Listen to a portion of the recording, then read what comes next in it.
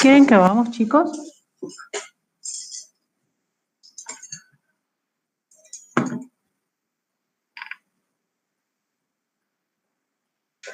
Bueno, ahí comparto la pantalla y vamos.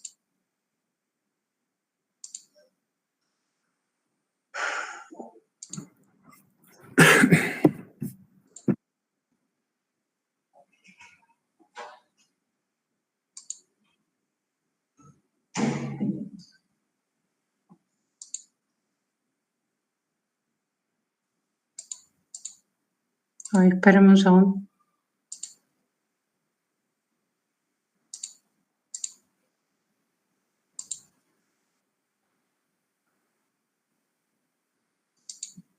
Ahí se ve, ¿eh? Sí. Bueno. Bueno, chicos, el tema que vamos a ver hoy es ecografía Doppler en el trasplante renal y hepático.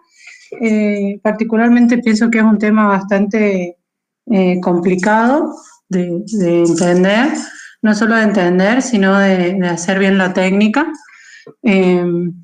porque por ahí, bueno, son las ecografías que vamos a tener que hacer muchas veces de guardia los fines de semana, porque los trasplantes no salen los lunes a las 3 de la tarde, salen por ahí los fines de semana, cuando hay accidentes de tránsito, etcétera, y hay que saber hacerlos, por lo menos saber hacer una buena técnica. Por ahí no sabemos qué estamos viendo, pero saber dónde ir a buscar las cosas en cuanto a la clínica o lo que fuere, y hacer bien la técnica para después por lo menos mostrarle las fotos a alguien que sea más experto en el tema.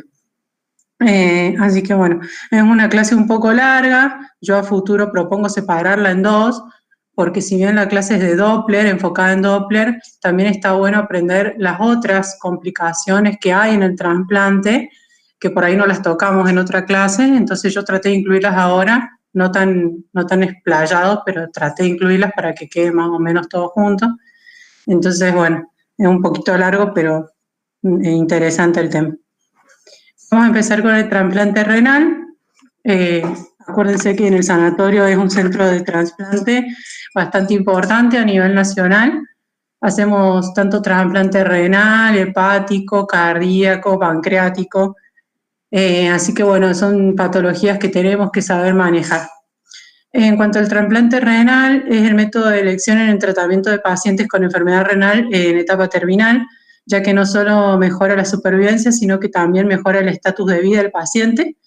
El primer trasplante se realizó con éxito por primera vez en 1954 entre gemelos en Boston. Es una práctica cada vez más habitual y es por eso que tenemos que estar familiarizados con esto y actualizados en la evaluación del injerto. Como dato de color, en el año 2019 en el sanatorio se hicieron 88 trasplantes, de los cuales 25 eran de donante vivo y 63 de donante cadavérico. Y en lo que lleva transcurrido el 2020, estos datos son hasta finales de octubre, que fue cuando estaba armando las clases, se hicieron 43, de los cuales 7 eran vivos y 36 cadavéricos. Fíjense cómo cayó el número de trasplantes debido a la pandemia, la mitad prácticamente. Entonces es un dato a tener bastante en cuenta para que vean que se hacen muchos trasplantes en el sanatorio y que es fija que sí o sí de guardia les va a tocar hacer un control de trasplante. La zona más frecuente en cuanto a la técnica quirúrgica, la zona más frecuente donde se implanta el injerto es la fosa ilíaca derecha a nivel extraperitoneal. Se utiliza más que nada la vena ilíaca, que es más porque donde la vena ilíaca es más superficial y horizontal. Se hace una anastomosis término lateral con la arteria y la vena ilíaca externa, ¿bien? Y el uréter después se anastomosa a la cara superolateral de la vejiga a través de una neocistostomía, ¿sí? Esto se hace para evitar el reflujo después. La ecografía en los trasplantes renales es fijo que se hace dentro de las 24 horas post-trasplante y después antes del alta, ¿sí? No hay forma de que se quiera patear esa ecografía, sí o sí se hace. Y los controles después se suelen hacer cada 2, cada 6, a los 6 y a los 12 meses, donde también le hacen los nefrólogos una biopsia que se llama biopsia protocolar como evaluación de rutina.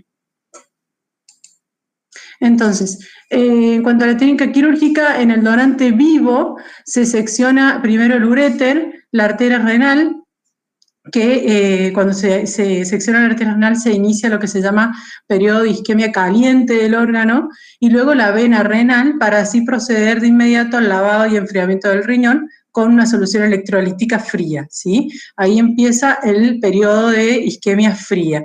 En el donante vivo, sí, obviamente no se puede extraer un parche que se llama parche Carrel, que se hace extrayendo un pedacito de aorta, ya lo vamos a ver más adelante, solamente se extrae la vena y la arteria, digamos.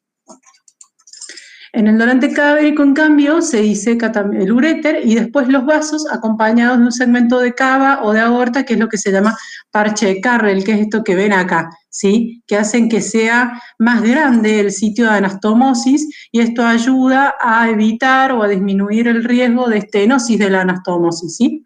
Por eso es muy importante cuando hacemos el Doppler renal, del trasplante renal del día 1, preguntarle siempre a los nefrólogos, porque el paciente no va a saber esto, sino el nefrólogo, cuánto tiempo tuvo de isquemia el órgano, si fue donante vivo, cadavérico, ¿para qué? Para saber nosotros si tiene más o menos riesgo de hacer una estenosis a nivel de la anastomosis, ¿sí? Son todos datos que tenemos que manejar a la hora de hacer la ecografía. En el receptor se hace primero la sutura venosa, después la arterial con el parche, en el caso del que sea cadavérico el donante, y después se hace el desclampeo. Luego se hace la sutura del uréter y se deja un catéter doble, o sea, un pigtail doble, ¿sí? A nivel del uréter.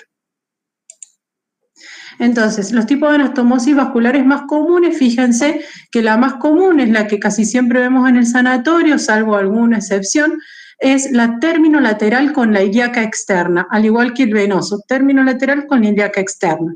Otra cosa que se puede hacer es anastomosar la común, ¿bien?, que es segundo en frecuencia, y ya más raro a la ilíaca interna, a la aorta, es rarísimo, ¿sí?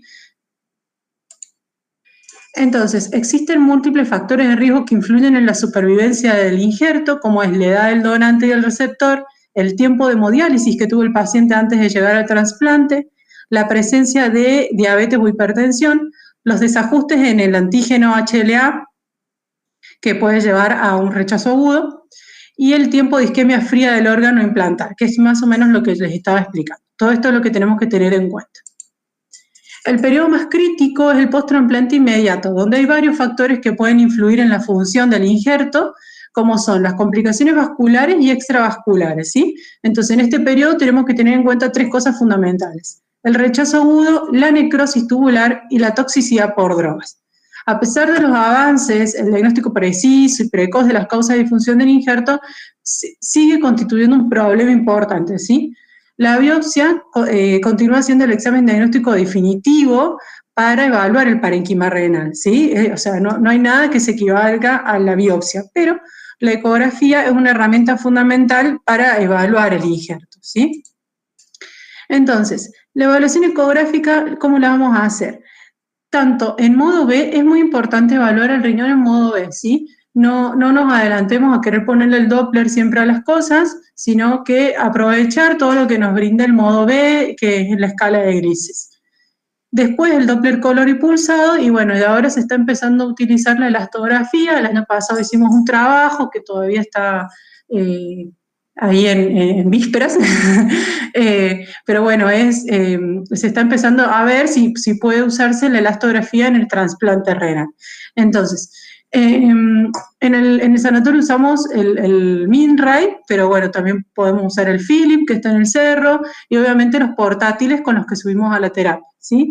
Entonces, usamos el Convex y el plano, ¿sí? ¿Por qué el plano? Porque el plano nos permite, como el riñón está tan cerquita de la piel, no es como un riñón normal que está en retroperitoneo, está bien cerquita de la piel, el plano por ahí nos ayuda a ver mejor la diferenciación córtico-medular y la ecogenicidad del parénquima renal, ¿sí? Entonces tratemos de aprovechar los beneficios que nos dan ambos transductores.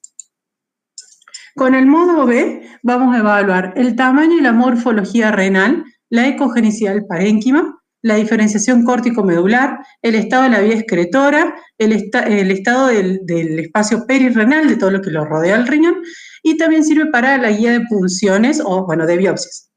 Entonces, fíjense todo lo que nos brinda el modo B a no querer irnos siempre al Doppler. Entonces, estos son 2 riñones de 2 pacientes distintos, 2 riñones trasplantados, que fíjense que el de la izquierda tiene una ecogenicidad normal o es la ecogenicidad a la que siempre estamos acostumbrados a verlo, más hipoecogénico, y fíjense el de la derecha que está más hiperecogénico. Pero esto, hay cosas en el trasplante renal, tanto hepático como renal, que tenemos que saber que por más que las veamos no es patológico, ¿sí? Sobre todo en el post-trasplante inmediato. Son cosas esperables que se llaman, ¿sí? No es normal, sino que son esperables. Entonces no hay que preocuparnos. Ese aumento de la ecogenicidad del riñón de la derecha puede ser esperable por el postquirúrgico inmediato. Este es un paciente que ha sido trasplantado un día anterior, ¿sí? Mientras tenga una buena ecogenicidad, una buena diferenciación córtico-medular, no nos preocupamos. Otra cosa que tenemos que evaluar entonces con el modo B es el estado de la vía excretora. Fíjense que los riñones de arriba, el mismo riñón, tiene una dilatación pielocalicial, ¿sí? Una vez que vemos eso tenemos que ver por qué está dilatado, ¿no? Pero eso ya lo vamos a ver más adelante. Este señor tiene una colección acá entre la vejiga y el riñón que ya lo vamos a ver un poquito más adelante. Pero bueno, entonces definir que esto no es vascular. Si les da duda, póngale el Doppler a nivel del hilio y van a ver que se va a pintar vasos al costado, pero esto no. Entonces le va a dar la pauta de que eso es el hilio renal, o sea, la pelvis renal. Otra cosa que tenemos que ver es la presencia del catéter doble J que les comentaba, ¿sí? Hay que buscarlo. Hay pacientes que, bueno, que por la contextura física o algo, o situaciones similares, no lo podemos llegar a ver.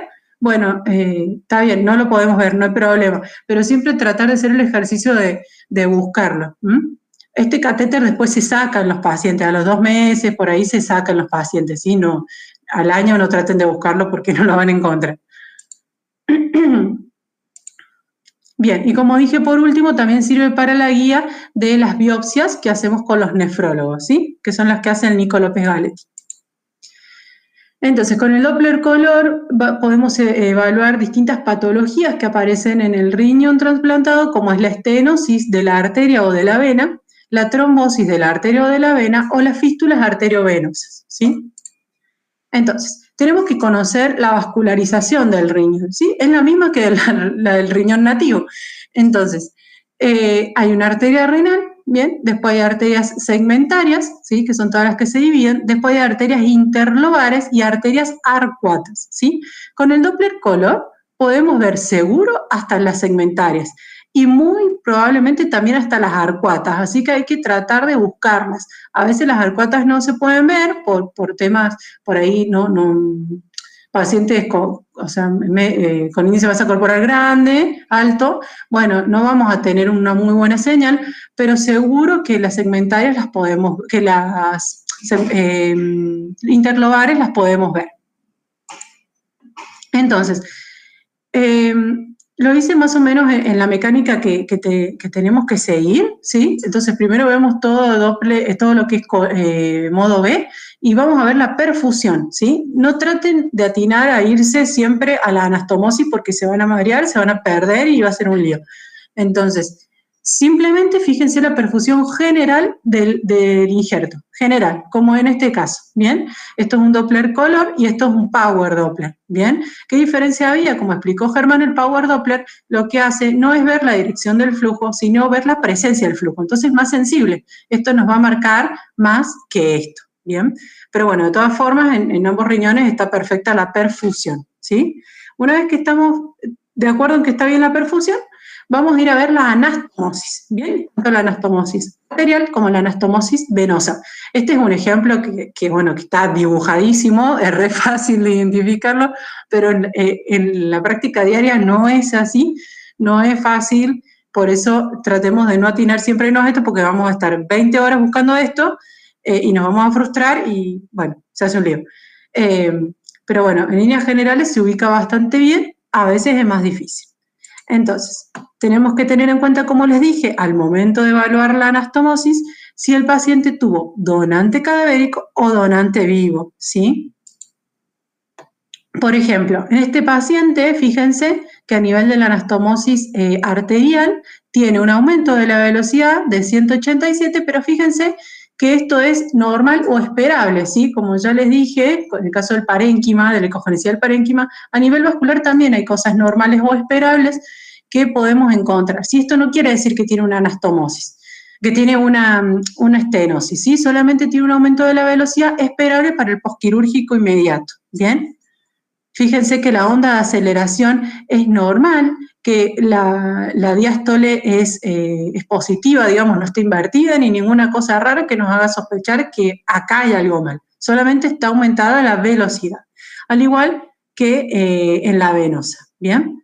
Tenemos que tratar de medir el espectral en ambas anastomosis. Y por último, lo que tenemos que ver es el flujo intraparenquimatoso. Fíjense que el paciente anterior, que tenía una velocidad de 185 en la anastomosis, miren adentro, qué bien que está perfundido, y cuando le ponemos el espectral, tiene una onda perfecta, o sea, un índice de aceleración perfecto y una diástole positiva, normal, ¿bien? Y un índice de resistencia de 0,76. Por eso es que les digo que ese paciente tiene aumentada la velocidad, pero no tiene una estenosis, ¿bien? Acá les pongo el valor normal del índice de resistencia en los riñones trasplantados, que va de 0,55 a 0,75 en líneas generales, ¿sí? Más o menos tienen que manejarse dentro de esos valores. Entonces, vamos con la primera patología, la estenosis de la arteria del injerto. Es la complicación vascular más frecuente, se suele manifestar con una hipertensión refractaria al tratamiento, y el Doppler lo que nos ayuda es a localizar el sitio exacto de la estenosis, ¿bien? Hay ciertos parámetros que tenemos que ver para decir que el paciente tiene una estenosis. Un aumento de la velocidad picosistólica mayor a 250 en el sitio de la estenosis, un cociente de velocidad sistólica mayor de 3 entre la velocidad picosistólica de la arteria renal y la velocidad picosistólica de la arteria ilíaca externa.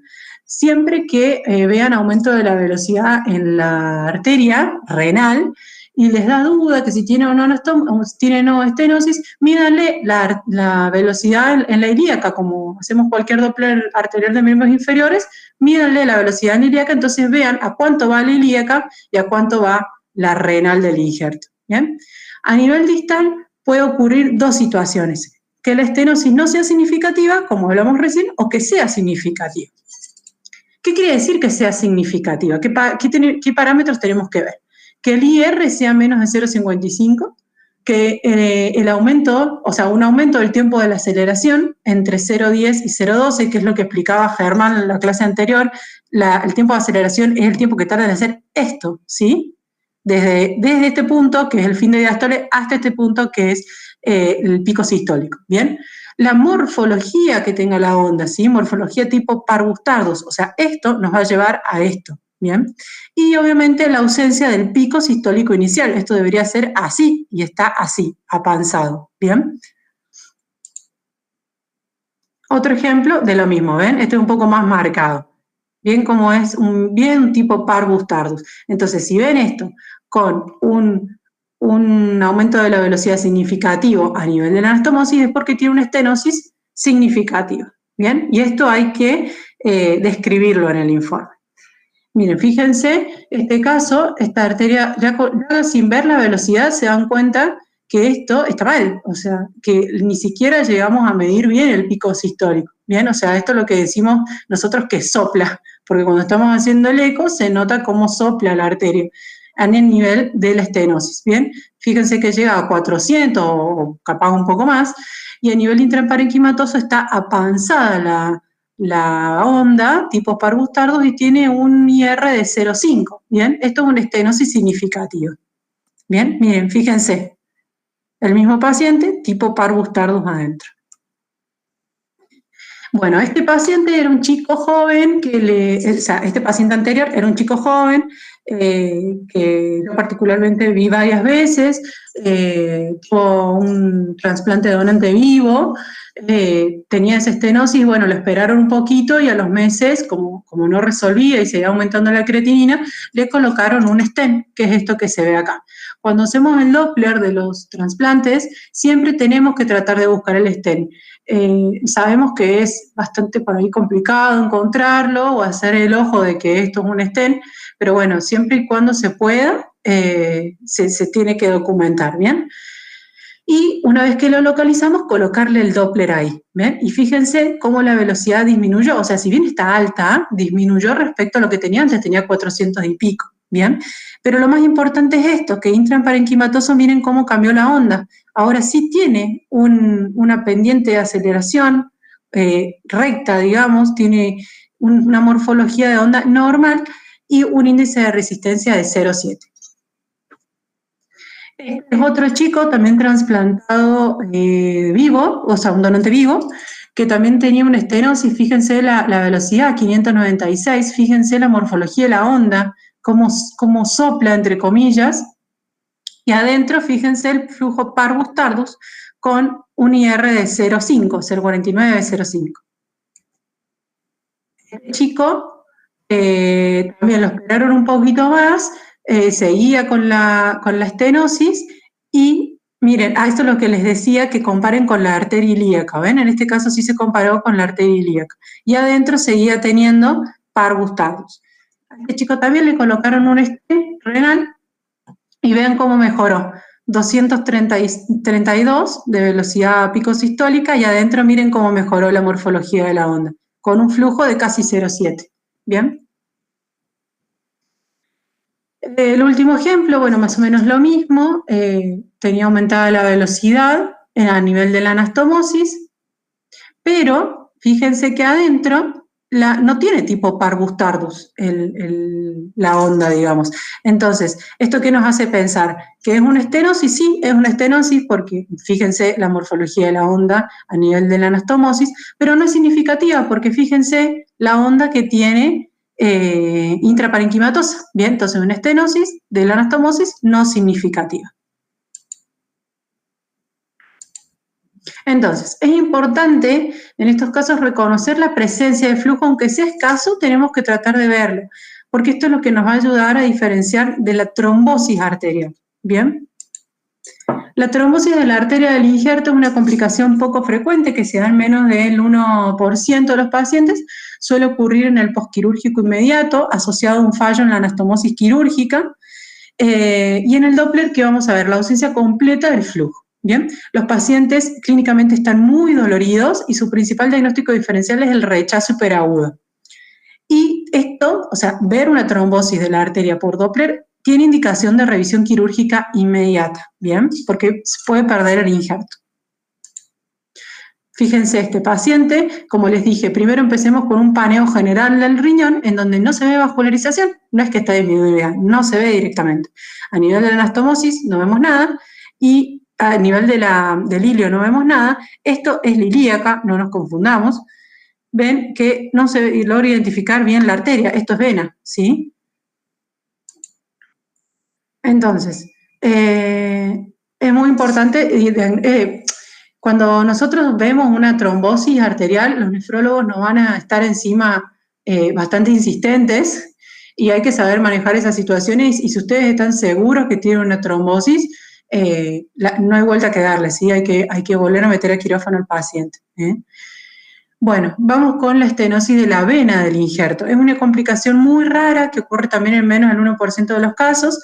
Se debe principalmente a un estrechamiento a nivel de la anastomosis del injerto con el donante o también secundario a una torsión del pedículo renal debido a un cambio en la posición del injerto. Por ahí los riñones se caen, como que no están bien anclados y se caen, entonces se torsiona el pedículo y puede ocasionar esto. Es más frecuente en injertos provenientes de donantes vivos. Entonces, fíjense, en este caso, a nivel de anastomosis de la vena, tiene una velocidad de 300, o sea, bastante alta, tiene una estenosis de la vena renal, pero a nivel intraparenquimatoso tiene flujo arterial de alta resistencia, ¿sí? o sea, de 1. Esto que está abajo no se confundan, no es que tiene la diástole invertida ni nada que ver. Esto es flujo venoso que se solapa por atrás, pero no es que tiene diástole invertida ni nada por el estilo, ¿sí? Esto es muy común de ver en los trasplantes renales con aumento de la velocidad y en general lo suelen esperar, ¿sí? Porque es muy raro que haya una estenosis significativa, yo nunca he visto una, y que por lo que estaba preguntando, nadie me dio un caso de una estenosis venosa significativa. Pero bueno, hay que saber que está y por ahí si vemos aumento de la velocidad de 200, 100 y pico, 200, en general los esperan a los pacientes porque suele ser propio del postquirúrgico. La trombosis de la vena del injerto es una complicación muy infrecuente, aparece en el periodo postquirúrgico inmediato. En la escala de grises podemos ver el trombo intraluminal incluso, y en el Doppler vamos a ver la ausencia del flujo de la vena renal, el aumento del índice de resistencia o incluso podemos ver una inversión de la onda diastólica, ¿sí? Fíjense, este paciente, miren, tenía en líneas generales una hipoperfusión del riñón y a nivel de ilio, fíjense que estas que están en azul no son las venas, son las arterias segmentarias entrando en el ilio y esto es la vena, que es lo que no se pinta. Bien, cuando le ponemos el espectral, fíjense que tiene la diástole invertida, no es como el otro caso que está solapado algo venoso acá abajo, esto es bien una diástole invertida. Ustedes ven esto y esto y esto y es diagnóstico de trombosis de la vena renal, ¿sí? Por último, las fístulas arteriovenosas suelen aparecer tras la realización de biopsias del injerto. Tienen una incidencia de 6 a 10% según diversos autores. Pueden ser asintomáticas o cursar con hipertensión arterial y las vamos a ver como cualquier fístula, un área de flujo alterado y de alta velocidad con el fenómeno de aliasing que ya conocemos.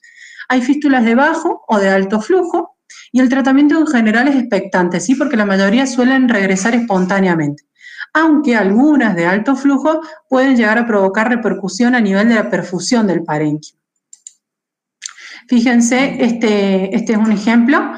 Miren, esta área de aliasing es la fístula y se puede ver la vena y la arteria, ¿sí? O sea, bueno, esto es un ejemplo excepcional donde justo pudimos enganchar la vena y la arteria y cuando le ponen el espectral se ve el flujo turbulento, ¿sí?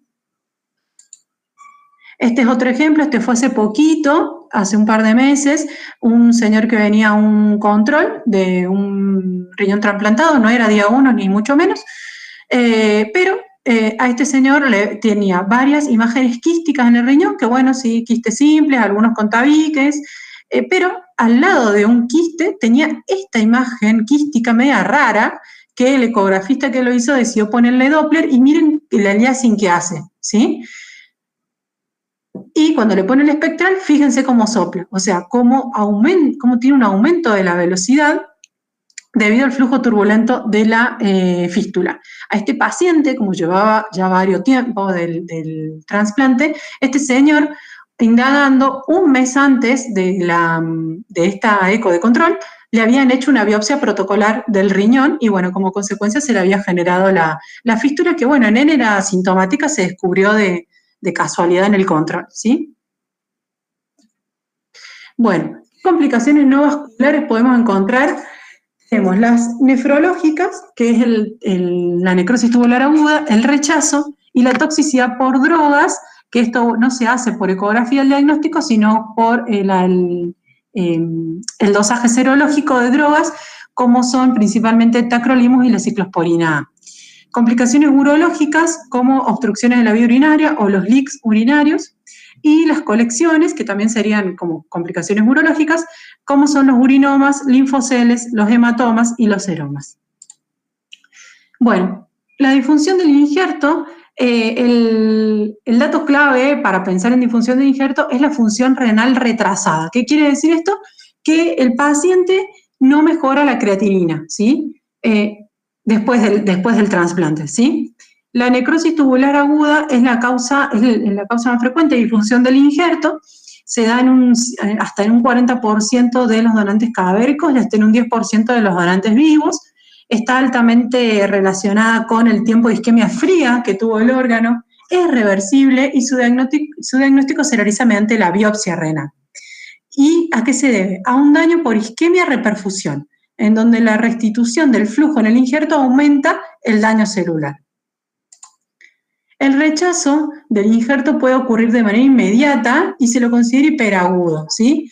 Este rechazo hiperagudo es infrecuente y se debe a anticuerpos preformados por el donante o a una incompatibilidad en el sistema ABO. Su diagnóstico se hace al desenclampear el órgano, es decir, que el rechazo hiperagudo se diagnostica en la cirugía, ¿sí? El rechazo agudo, por otro lado, se puede producir mediado por células T o mediados por anticuerpos, que es lo que se llama rechazo humoral. Este rechazo humoral también se presenta en lo que es el periodo crónico o el rechazo crónico, ¿bien?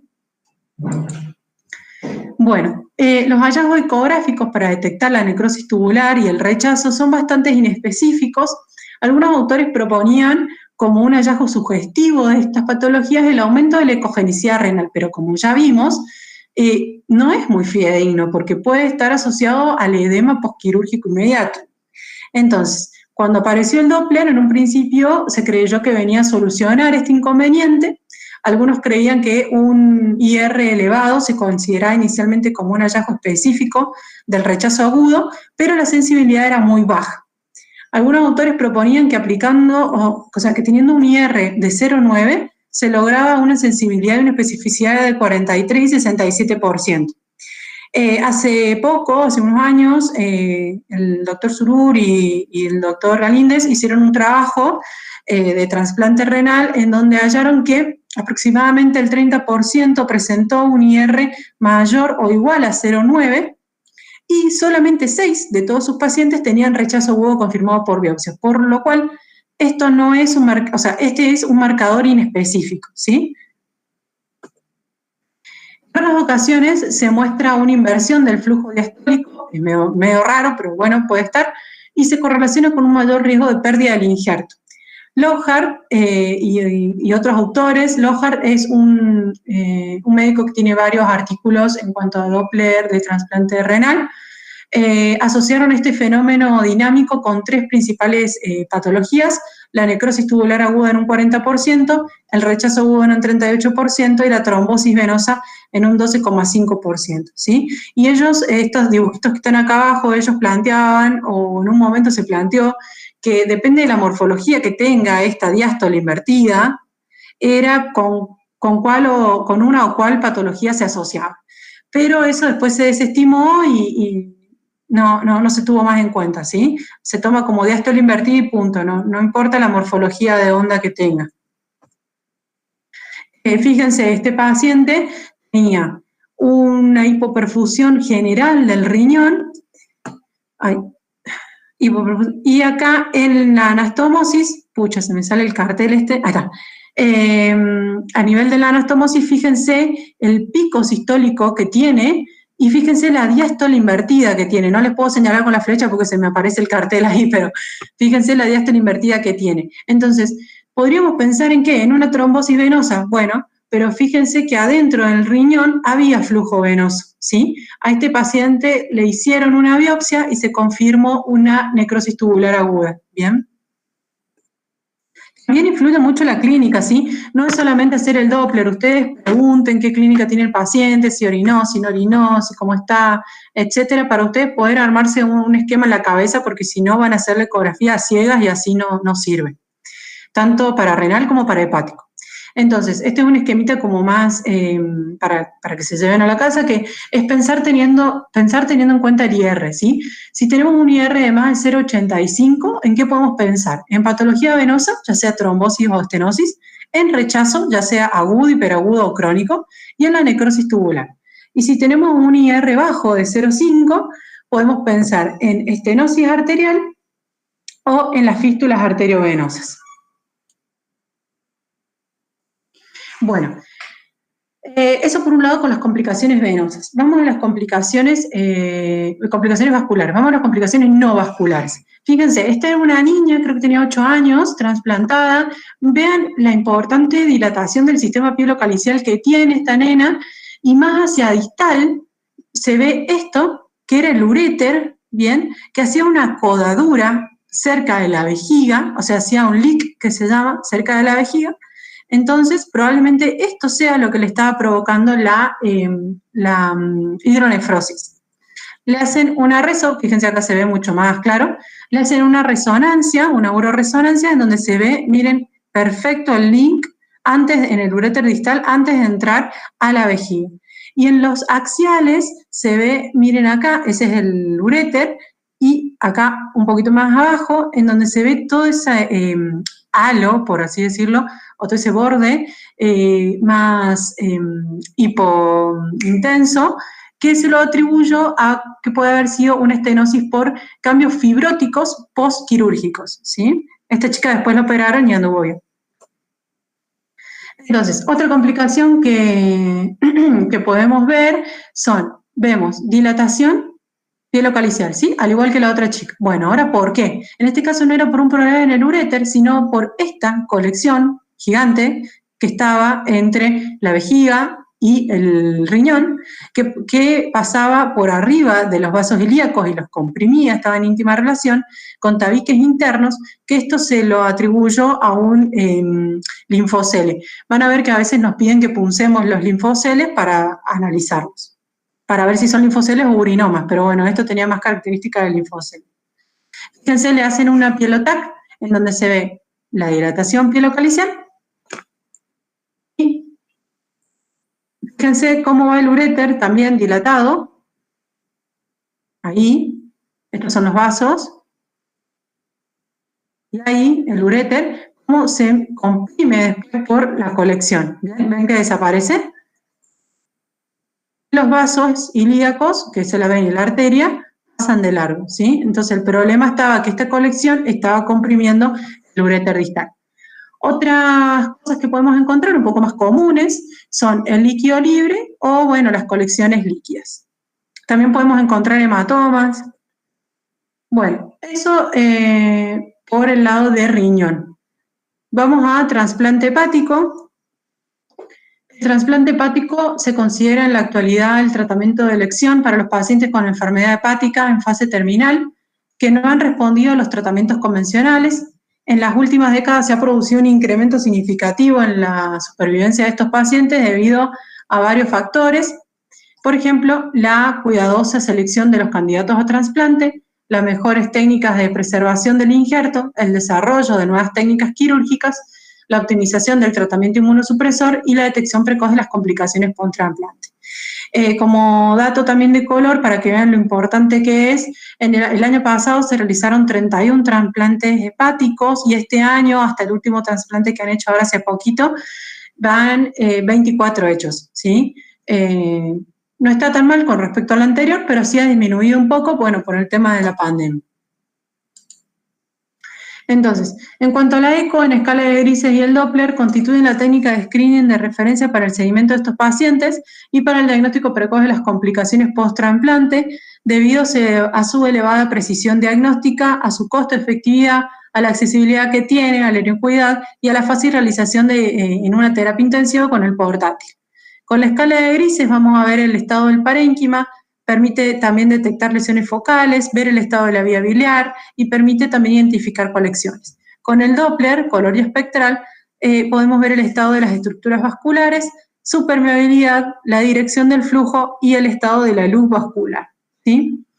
En cuanto a la técnica quirúrgica, hay la técnica más nueva que se usa, más nueva y popular, es la que se llama PIVAC, en donde no se extrae la vena cava inferior retrohepática del receptor. Antes lo que se hacía era cuando sacaban el hígado del receptor, o sea, le hacían la hepatectomía al receptor, se llevaban la vena cava retrohepática, ¿sí? Ahora no. Ahora lo que se hace, se anastomosa el muñón común de las suprahepáticas del donante con la vena cava inferior del receptor.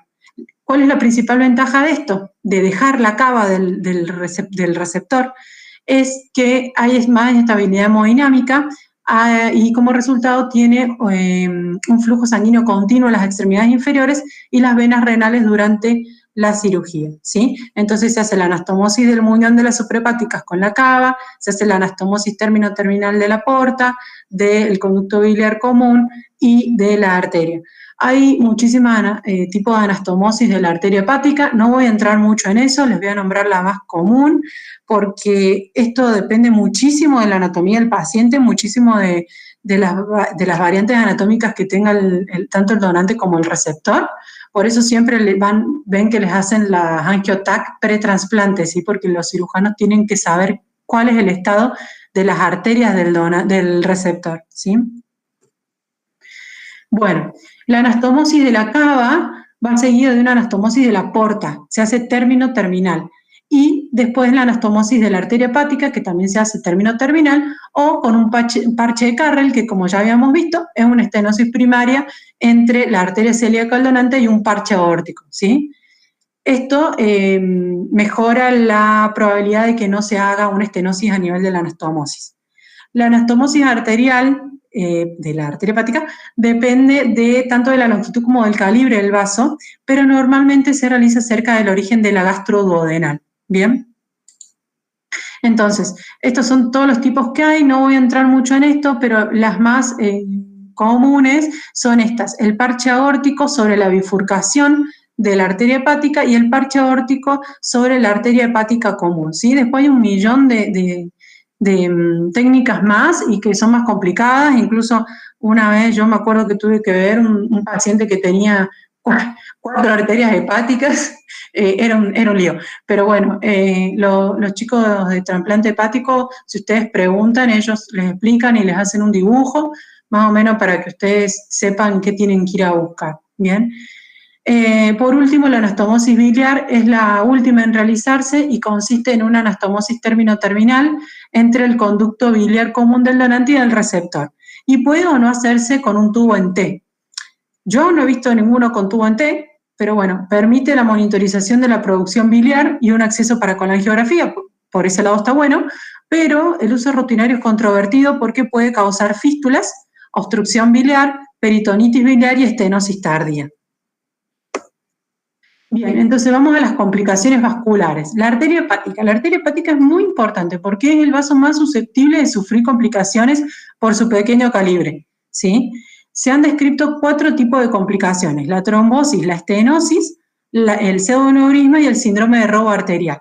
Y por eso es necesario detectarla mediante el Doppler color tanto en el hilio como intrahepático en ambos lóbulos. Bien, este es un ejemplo de una arteria normal. Fíjense que, como cualquier arteria que ya venimos viendo, una velocidad pico sistólica, o sea, un índice de aceleración y una morfología de onda normal, que no esté apanzada, o sea, que no tenga tipo Parr-Gustardus ni ninguna cosa rara, ¿sí?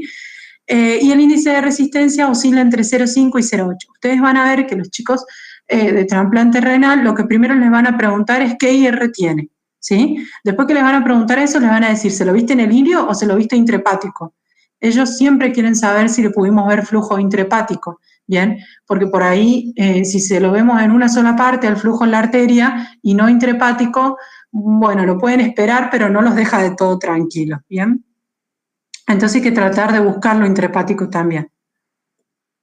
Entonces, la trombosis arterial es una de las complicaciones post-trasplante más temibles. Tiene una incidencia aproximada en adultos de 4-12% y significativamente mayor en los niños. Es la segunda causa de fallo del injerto en el post-trasplante precoz y cuando se presenta se asocia a una mortalidad entre el 20 y el 60%. El hígado trasplantado y especialmente la vía biliar son muy sensibles a la falta de flujo arterial. Por eso es que insisten tanto en que le busquemos bien la arteria, porque si no hay arteria, se necrosa la vía biliar y se pierde el injerto. Bien. El diagnóstico precoz es importante, es de vital importancia, ya que si se trata de forma rápida puede salvarse el injerto y la eco permite el diagnóstico en un 92% de los casos, o sea, es altísimo. Hay que tratar de buscarlo, hay que tratar de aprovechar lo que la ecografía nos brinda, no siempre tratar de copiarlo a la angio-TAC, ¿sí? Los factores de riesgo asociados a la trombosis arterial es el rechazo agudo, las diferencias significativas en el calibre entre el donante y el receptor, las estenosis del tronco celíaco, la gran duración del tiempo de isquemia fría, la incompatibilidad del sistema ABO y la infección por citomegalos. Y en el Doppler es, bueno, es fácil, o sea, es una sola cosa. No vemos flujo en la arteria hepática ni tampoco intrahepático, ¿sí? Fíjense, este paciente fue bastante conocido en el servicio porque tuvo un doble rechazo o sea, una doble trombosis en sus dos trasplantes. A él lo trasplantan, ¿no? Ven que se ve acá en la primera ecografía la porta, todo bien pintado, pero no se ve la arteria, ¿sí? En este caso, no, lo llevaron directamente a hemodinamia, se confirma la trombosis arterial y directamente lo retransplantan a los días, ¿bien? No esperan más, consiguen un hígado y lo trasplantan. Este es el nuevo trasplante, el señor lo dan de alta porque estuvo bien y vuelve con esta ecografía, o sea, vuelve mal, clínicamente mal, le hacen una ecografía y fíjense que la porta se sigue pintando bien, pero no hay flujo arterial, ¿sí? Esto fue un mes después. En este caso sí le hacen la angiotac, no lo llevan directamente a hemodinamia, fíjense que el tronco celíaco está bien, ¿no? Para allá va la esplénica, para allá va la hepática.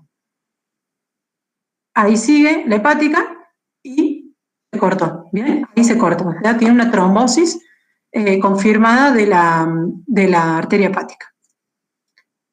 En un corte coronal, fíjense, tronco celíaco, y ahí esta es la esplénica, esta es la mesentérica superior, y esta es la arteria hepática que ahí se corta, ¿bien? Este señor también tenía unas colecciones que después les vamos a hablar en otra parte, pero era para que se fijen eso nomás. Además, este señor en la fase portal, miren todas esas áreas hipoecogénicas que son trastornos de la perfusión hepática por la trombosis arterial, ¿sí? Son zonas de isquemia. Todo esto que se pinta no es arterial, esto es venoso, ¿sí? Porque es una fase venosa. Todas esas son ramas de la porta, digamos. Bueno, lo mismo, pero un coronal, miren cuánta isquemia ya tenía el trasplante. Y poco tiempo después el señor empeora y le hacen una ecografía donde se ve neumobilia, ya estaba sufriendo la vía biliar, esto fue en julio, y bueno, después el señor lamentablemente falleció. En estos casos podemos tener falsos negativos y falsos positivos. Los falsos negativos son poco frecuentes, es posible, sin embargo, detectar flujo arterial a nivel intrahepático habiendo una trombosis en la arteria a nivel del ilio. ¿Y esto por qué? Porque se forman vasos colaterales, ¿bien? Que tienen baja amplitud, baja resistencia y un tiempo de aceleración prolongado, o sea, un tipo parvus tardus. Por eso, cuando ustedes no le vean flujo en la arteria a nivel del ilio, traten de buscarle igual intrahepático, ¿sí? Y los falsos positivos se dan por flujos muy lentos por una estenosis severa de la arteria hepática, inflamación local que dificulta la visualización del ilio, situaciones de bajo gasto cardíaco en el periodo post-trasplante precoz, utilización de ecógrafos de calidad no óptima o la escasa experiencia del que hace la ecografía. Bueno, pasamos a la estenosis arterial, tiene una incidencia de 5 al 11%, se suele localizar habitualmente en la anastomosis y preferentemente dentro de los 3 meses post-trasplante. Suele ser consecuencia de maniobras quirúrgicas como el trauma, que produce el clampeo de la arteria durante el trasplante, o el daño en la íntima de la arteria que producen los catéteres de perfusión. También se pueden producir por un acodamiento excesivo de la arteria redundante, que es lo que llamamos kinking, ¿bien? Más o menos parecido a lo del uréter de la nena de recién, bueno, pero en la arteria. Los criterios diagnósticos para diagnosticar estenosis es una velocidad pico sistólica mayor de 200 centímetros por segundo y un tiempo de aceleración de más de 0,08 con un IR de 0,5, menor a 0,5, intrahepático, o sea, flujo intrahepático parvus tardus. Fíjense, en esta paciente, en agosto le hacen la ecografía, se ve que tiene una gran estenosis de la arteria. Fíjense, miren que casi no se llega a ver bien el pico sistólico, o sea, el pico de fin de sístole, pero bueno, más o menos tenía más de 445, y intrahepático, vean cómo está ya apanzado, tipo parvus tardus. Y en los segmentos posteriores se ve esta área hipocogénica que podía corresponderse con un trastorno de la perfusión, o sea, que como que se esté isquemiando, ¿sí?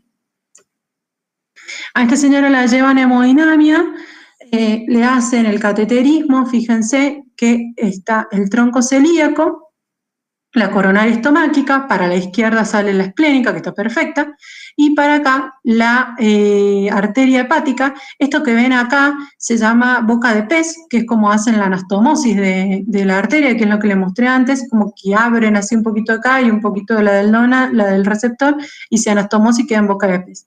Y sigue la estenosis, ¿bien? Se pinta a distal las ramas de la arteria, pero se pinta muy escaso. Una vez que le ponen el stent, fíjense cómo cambia la perfusión intrahepática de ese hígado. Entonces, después de la colocación del stent, fíjense cómo cambió. A nivel del ilio, la arteria hepática ya tiene una morfología de onda normal con una velocidad de 112, ¿sí? y un IR de 0,7. Y a nivel proximal, un poquito más aumentada, pero no tenía una estenosis significativa. Bien, o sea que el stent funcionó. Después le hacen otra ecografía, fíjense que ahí, a lo mismo que en el riñón, tenemos que tratar de identificar el stent. En Doppler hepático es mucho más difícil tratar de identificar las anastomosis y los stent, porque están mucho más profundos, obviamente, y porque están todos tapados por los gases del colon y del intestino delgado, entonces es mucho más difícil. Pero bueno, hay que intentarlo. Fíjense cómo mejoró también la morfología de la onda, ¿bien? Después de la colocación del stent. Bueno, es lo mismo la tomografía de la misma paciente, fíjense cómo se ve el stent, que le pusieron 2 stent en realidad a esta mujer, que se acodan ahí un poquito, pero están permeables, ¿bien? Y fíjense que en el axial se ve bien cómo llega las ramas intrahepáticas bien profundas, o sea que funcionó bastante bien el stent. Bueno, los pseudoneurismas son una complicación infrecuente que se producen generalmente en la zona de la anastomosis. Pueden ser extrahepáticos o intrahepáticos. Los extrahepáticos son secundarios a angioplastía o infección y los intrahepáticos a una biopsia o un procedimiento intervencionista de la vía biliar.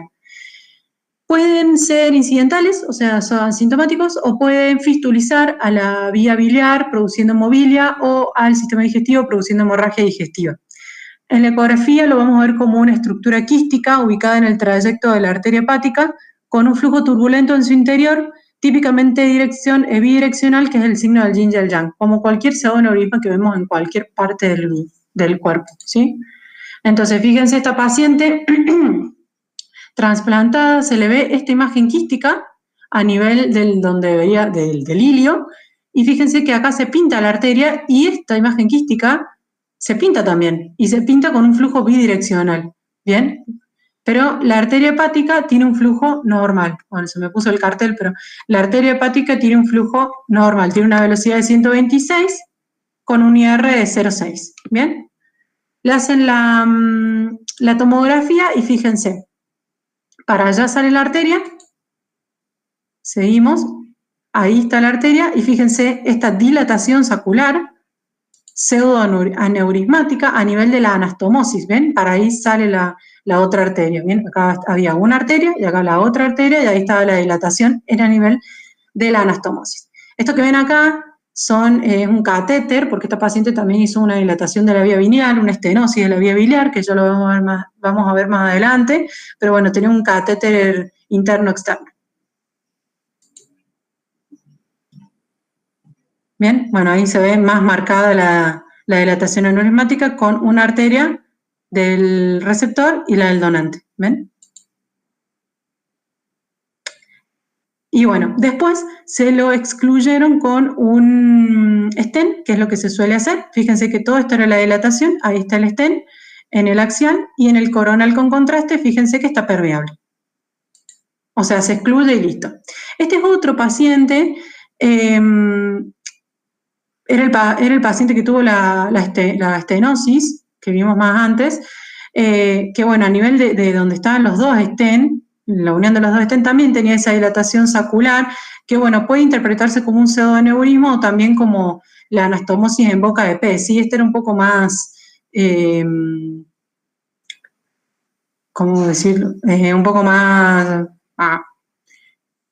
difícil de identificar o una cosa así, pero bueno, también se puede llegar a interpretar como que es un pseudoneurisma, pero bueno, teniendo en cuenta el antecedente quirúrgico y cómo se hizo la anastomosis, puede ser que sea la boca de pez, ¿sí? La dilatación propia de la anastomosis en boca de pez. Bueno, el robo arterial es infrecuente, se debe a una hipoperfusión, o sea, se caracteriza por una hipoperfusión hepática debido a la desviación del flujo sanguíneo a otra rama arterial diferente de la arteria hepática, pero originada del mismo tronco, con una que tiene menos resistencia al flujo, habitualmente la arteria esplénica sobre todo o la gastroduodenal. El diagnóstico se hace por arteriografía, en donde vamos a ver los hallazgos dinámicos indicativos de la hipoperfusión del injerto y un ensanchamiento de la arteria esplénica o gastroduodenal. Este no es un caso del sanatorio, todos los anteriores sí, pero me gustó ponerlo para que vean un robo arterial. Fíjense, el tronco celíaco, para allá sale la esplénica, la hepática, que ven que se corta, y miren cómo se ensancha y cómo se está robando todo la gastroduodenal. Bien. Una vez que la sacan de la circulación con un coils y Onyx, fíjense cómo se reperfunden las dos ramas, derecha e izquierda, de la arteria hepática. Bien, si bien antes tenía un poquito de flujo, era escaso, fíjense ahora, al sacar de circulación la gastroduodenal, cómo se mejora la circulación hepática. Bueno, en cuanto a las complicaciones de la vena porta, en el post-trasplante son relativamente raras. En la ecografía, la vena hepática, normalmente, digamos, en el trasplante, lo esperable es que tenga un contorno regular con presencia de una discreta reducción de su calibre a nivel de la anastomosis, que es esto, fíjense, la arteria hepática ahí, fíjense cómo ahí hace una aplicatura, bien, que eso es normal por el sitio de estenosis, ¿sí? No es que tenga una estenosis, es por el sitio de la anastomosis. Y con el Doppler vamos a ver un flujo. Tenemos que ver un flujo hepatópeto y monofásico turbulento en muchas ocasiones en la fase precoz del postcontraste, en el post-trasplante inmediato, perdón. Fíjense cómo hace aliasing en el sitio donde estaba la aplicatura. Bien, esto no es patológico siempre y cuando no tenga una velocidad muy alta ni repercusión hemodinámica distal, pero esto es esperable, ¿sí? Fíjense que normalmente, si ustedes ven los protocolos de cómo informamos los trasplantes hepáticos, dice que la velocidad media tiene que ser entre 20 y 30. Bueno, este tenía casi 80, no quiere decir que esté estenosado, ¿sí? Es normal en el postquirúrgico. Y fíjense el flujo turbulento que tiene.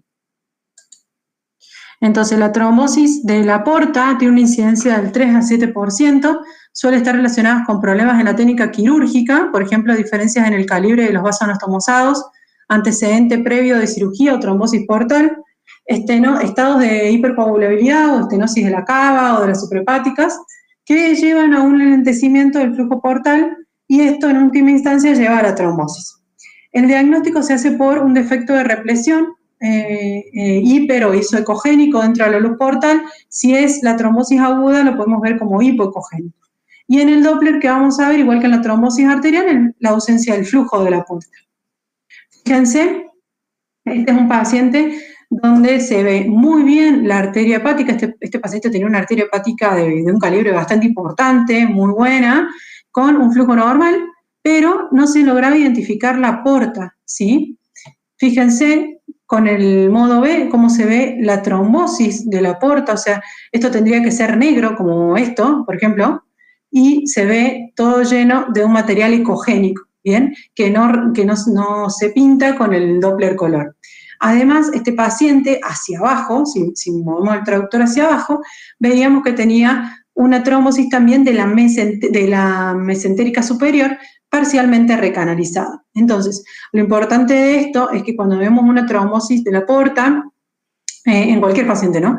Tenemos que ver sí o sí la esplénica y la mesentérica, ¿sí? Porque son las dos ramas que forman la porta, ¿bien?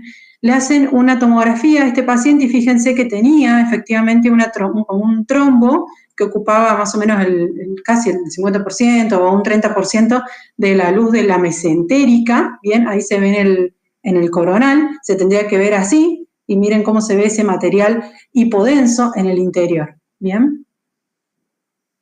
Y acá se ve la trombosis perfecta de la porta, ¿sí? Este paciente tenía una anastomosis no de porta con porta, sino otra anastomosis que se suele hacer es de porta con vena renal izquierda del paciente, ¿sí? Por eso les digo que es importante averiguar qué anastomosis tiene el paciente. Entonces, a este paciente le anastomosaron la renal de este lado con la porta, ¿bien? Entonces, fíjense cómo está toda la porta trombosada con ese material hipodenso en el interior, ¿bien? Y estos son cortes axiales donde se ve lo mismo, ¿bien? Toda la trombosis, y acá se ve, lo que quise ejemplificar, es la anastomosis de la vena renal, que es esta que viene para este lado, este es el riñón izquierdo, la vena renal izquierda con la porta, ¿bien? Está bien la anastomosis, pero bueno, de allá para allá estaba todo trombosado. Bueno, la estenosis portal tiene una incidencia del 1%, está en relación con la sutura quirúrgica, y los síntomas son derivados de la estenosis portal, como ascitis, edema de los miembros inferiores y signos de hipertensión portal. El diagnóstico se hace por aliasing a nivel anastomótico o posanastomótico, incremento de 3 a 4 veces la velocidad del flujo en el punto de la anastomosis en comparación con el segmento preestenótico, y una velocidad máxima de la porta muy alta, de 125 centímetros por segundo, sin reducción a lo largo del tiempo. ¿Bien? Entonces, fíjense, este caso no es del sanatorio porque no tenía uno de estenosis portal del sanatorio, no encontramos. Fíjense a cuánto llega la velocidad de la porta, tiene una velocidad de 166. Y fíjense que tomándola en otro punto tiene una velocidad de 30, ¿bien? O sea, hay mucha diferencia, ¿bien? Y después de tratarla, fíjense la diferencia que hay entre las velocidades, 45 y 30, ¿sí? O sea, mejoró bastante. O sea, miren esta característica del flujo y miren esta característica del flujo, ¿sí? Eso ya a ojo les tiene que llamar la atención, sin haber medido ninguna velocidad ni nada por el estilo. Bueno, rapidito con las complicaciones de las suprahepáticas de las venas cavas, son rarísimas, no sé, por lo menos yo no he podido hablar con nadie que haya visto una.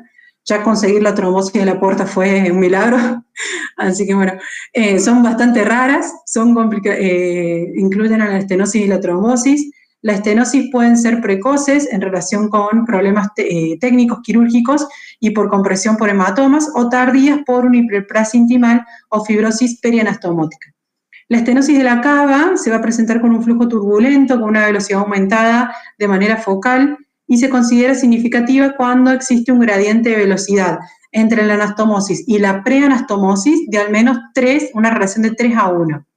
Y la estenosis de la suprahepática o del confluente piggyback se caracteriza por una pulsatilidad disminuida en la curva espectral venosa, aunque esto puede ser normal en el postquirúrgico inmediato o temprano. Lo puse 2 veces, no importa. Bueno, entonces, pasemos a las complicaciones no vasculares. Este es un paciente que ya habíamos visto más adelante, pero bueno, lo que les quería ejemplificar ahora es que, miren, los pacientes pueden hacer colecciones, ¿sí? Que en este caso este paciente hizo un bilioma, miren esta colección hipoecogénica, sin y con contraste, que no reaccionaba con el contraste. Este paciente lo punzaron, lo drenaron, le pusieron un catéter por vía percutánea, que es este que se ve acá, ¿bien? Y bueno, era un bilioma. Pero fíjense que tiempo después, un mes después, hizo esta otra colección al lado del catéter que sí realzaba con contraste, ¿bien? Y esta colección no era un bilioma, estaba infectada, tenía enterococos positivos. Bien, otras complicaciones que podemos ver, esta es una paciente que también ya habíamos visto más adelante en la clase.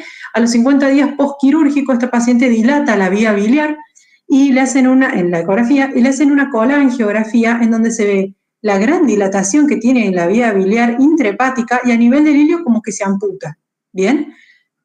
Entonces, a esta paciente le hacen una colangiografía en donde se ve la estenosis que tiene, una importante estenosis de la vía biliar, y logran colocarle un catéter interno-externo, ¿bien? Entonces, esta es otra complicación de los quirúrgicos de trasplante hepático. Este es otro ejemplo, lo mismo, un paciente que dilató bastante la vía biliar, se le colocó un catéter interno-externo, ¿bien? Fíjense en la colangiografía la importante estenosis que tenía. Bueno, con el catéter después mejoró.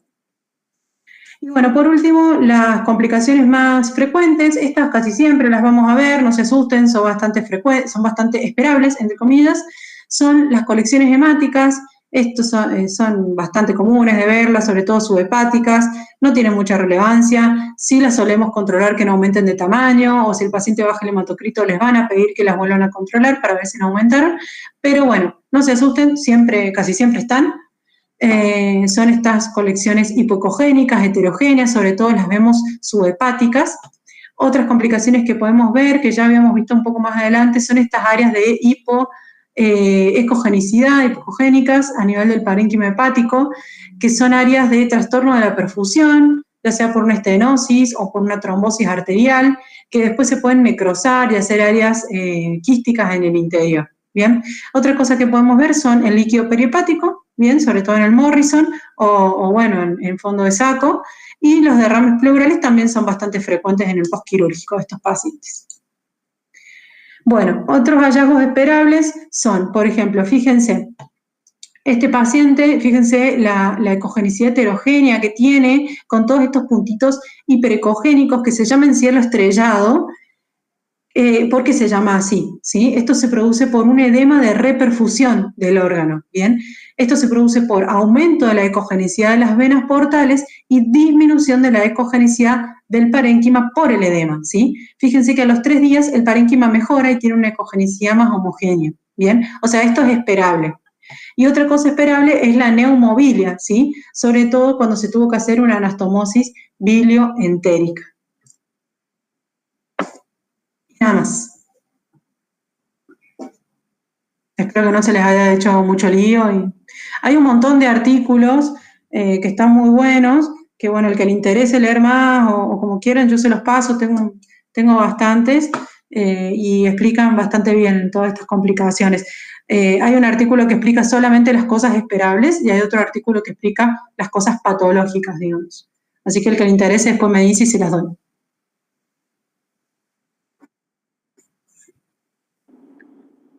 Buenísima, Flaca, la clase, ¿eh? Gracias. Espero que le haya quedado todo claro eso, ¿eh? Y si no, tabla. Y si no, a practicar. A Pancho le tiré una técnica hoy que no tiene fallas. ¿Cuál es? Che, bueno, muy buena la clase. Bueno. Vayan a estudiar ahora. Sí, bueno, es un tema bastante complicado que por más que se estudie hay que hacerlo y renegar sobre todo en la terapia, que es donde los trasplantes hepáticos es muy raro que bajen, así que hay que ir a renegar a la terapia. Los renales son más conversables. Con el respirador sí. Y con el portátil. Sí. Bueno. Pero bueno, hay que hacer lo que se puede. Y como siempre, sí, la TAC te salva, o la hemodinamia te salva, pero bueno, hay que tratar de ponerle onda y darle algún diagnóstico, por lo menos preliminar, a los chicos de trasplante, digamos. Por el orgullo. Por el orgullo, claro. Antes muerta